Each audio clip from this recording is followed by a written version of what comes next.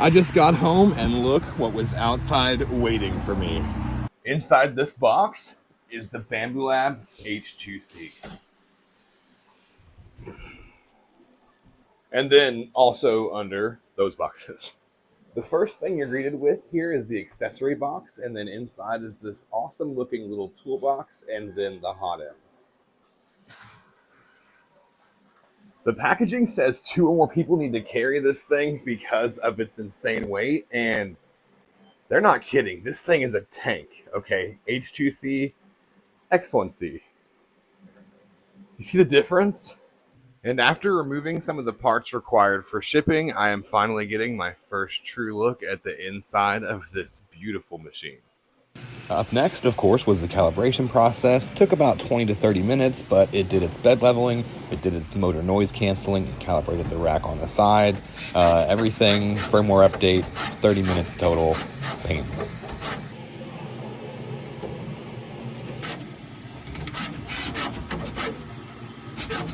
And with everything finally all set up, it's time to pick a first model.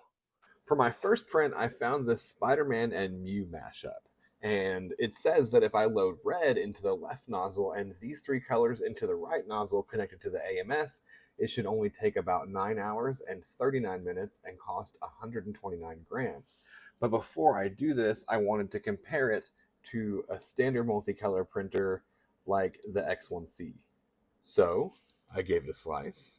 And on a standard multicolor printer, this very same print is going to take 1 day, 1 hour and 52 minutes, consume 417 grams of filament, 300 of which would be wasted.